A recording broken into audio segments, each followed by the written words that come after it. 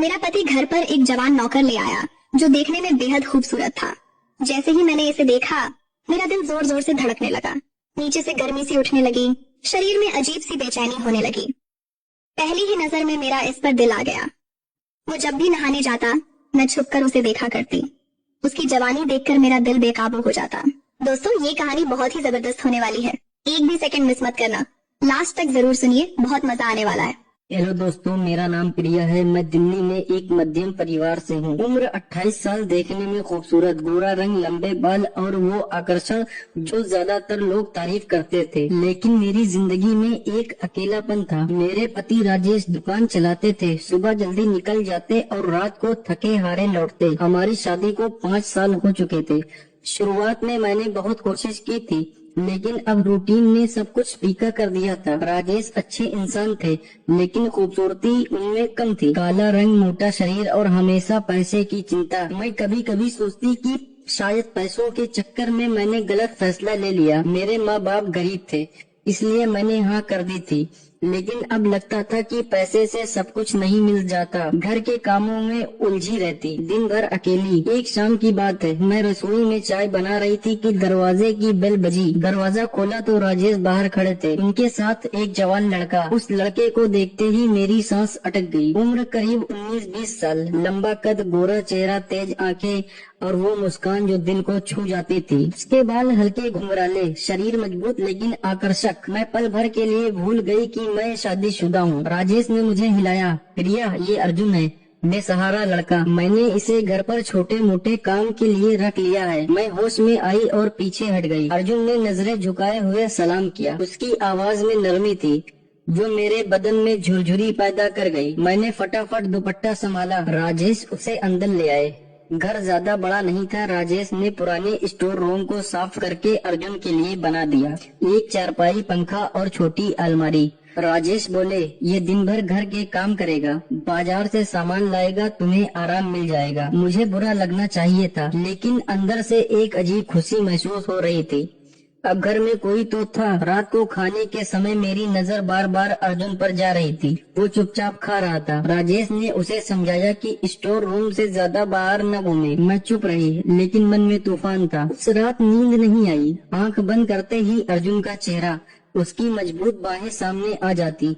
मैं सोचती रही, इतना आकर्षक लड़का मेरे घर में है। अगले दिन मैं जल्दी उठ गई, नाश्ता बनाया। राजेश ने अर्जुन को बाजार भेज दिया। जब वो लौटा तो पसीने से तर था, लेकिन चेहरा चमक रहा था। मैंने उसे रसोई में बुलाया। अर्जुन, पानी पी लो। वो शर्माते हुए आया। जी प्रिया भाभी। मैंने कहा, बस प्रिया कहो, भाभी मत बोलो। पूरे दिन मैंने उसे पास रखने के बहाने ढूंढे। घर साफ करते वक्त, बर्तन धोते वक्त उसकी हर हरकत मुझे खींच रही थी। उसके मजबूत हाथ, पसीने में भी चमकता चेहरा, मैं दूर से छुप कर देखती।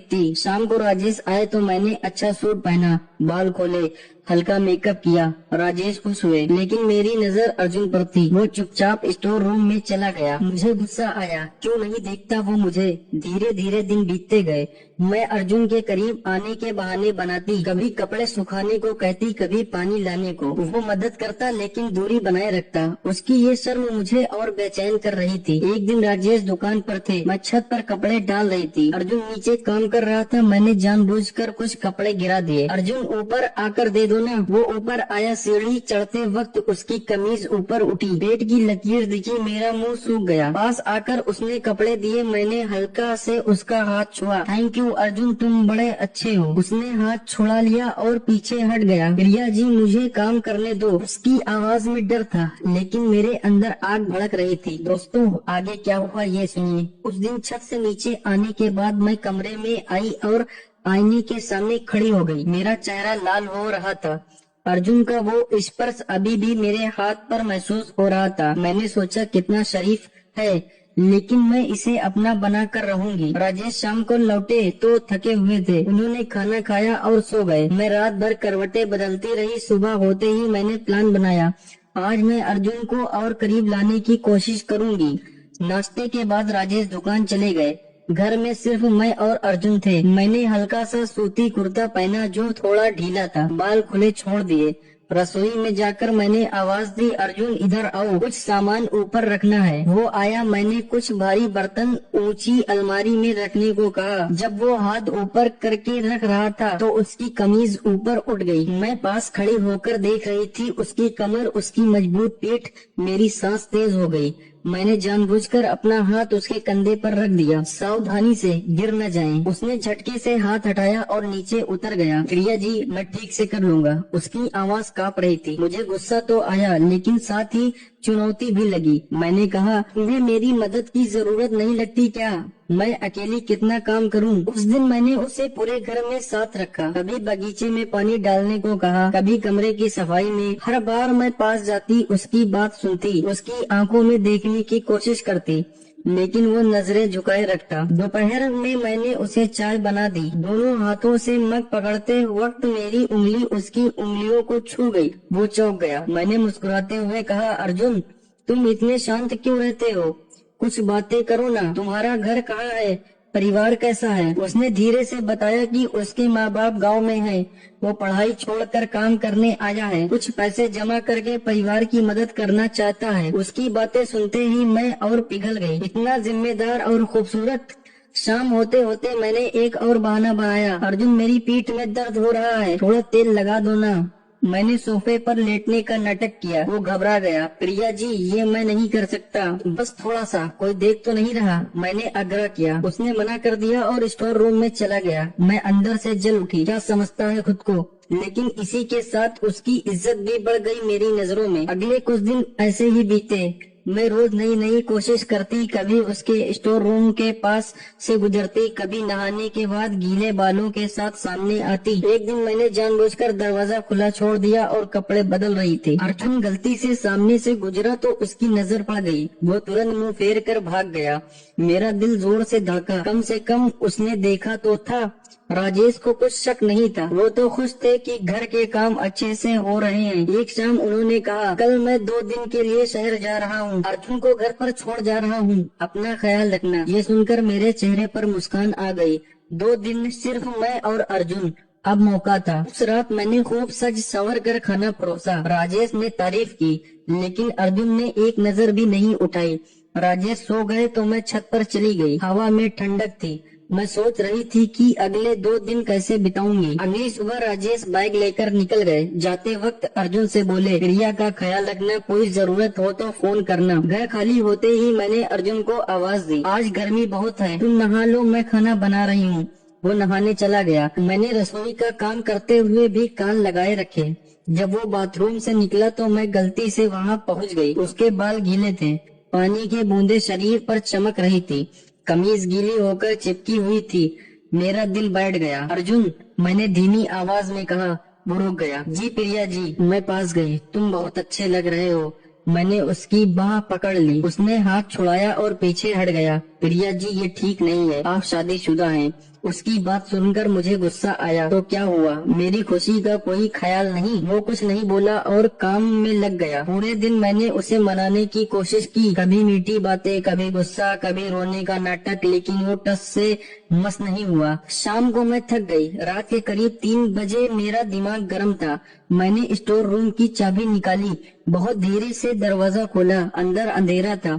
अर्जुन चारपाई पर सो रहा था। मैं चुपके से उसके पास गई और बिस्तर पर लेट गई। जैसे ही मैं उसके करीब हुई, अचानक लाइट जल गई। प्रिया, ये राजेश की आवाज थी। मेरे होश उड़ गए। वो टॉर्च लेकर खड़े थे। अर्जुन भी उठकर बैठ गया। राजेश ने ठंडी सांस ली। मैं जानता था, अर्जुन ने मुझे सब कुछ बता दिया था। मैं बाहर नहीं गया था, बस टेस्ट कर रहा था। मेरा मुंह सूख गया, आंखों से आंसू बहने लगे। राजेश ने कहा, सुबह तुम अपने घर चली जाना, मैं तलाक दे दूंगा। एक वफादार औरत नहीं रख सकता। अर्जुन चुपचाप खड़ा था। उसकी आंखों में दुख था। दोस्तों, अब कहानी और भी गंभीर मोड़ लेने वाली है। उस रात कमरे में सन्नाटा छा गया। राजेश की आंखों में गुस्सा और दर्द दोनों थे। मैं फर्श पर बैठ गई, रोना शुरू कर दिया। राजेश प्लीज, ये गलती हो गई, मैं कुछ नहीं कर पाई थी। राजेश ने हाथ ऊपर किया। चुप रहो प्रिया, अर्जुन ने मुझे पहले ही सब बता दिया था। तुम्हारे छोटे छोटे बहाने, छूना, रात को चाबी लेकर जाना, सब। मैं 2 दिन बाहर जाने का नाटक करके देख रहा था। अर्जुन दीवार के पास खड़ा था। उसका चेहरा सफेद पड़ गया था। वो बोला, साहब मैंने आपको धोखा नहीं दिया, मैंने हमेशा दूरी बनाए रखी। राजेश ने सिर हिलाया। मुझे पता है बेटा, तुम शरीफ हो, लेकिन ये उन्होंने मुझे देखा, ये घर की इज्जत मिटा रही थी। मैंने राजेश के पैर पकड़ लिए। मुझे माफ कर दो, ऐसा कभी नहीं होगा, मैं बदल जाऊंगी। लेकिन राजेश ने पैर छुड़ा लिए। सुबह होते ही तुम अपने मायके चली जाना, मैं तलाक का कागज तैयार करवा लूंगा। उस रात कोई सो नहीं पाया। मैं अपने कमरे में रोती रही। अर्जुन स्टोर रूम में चुपचाप बैठा रहा।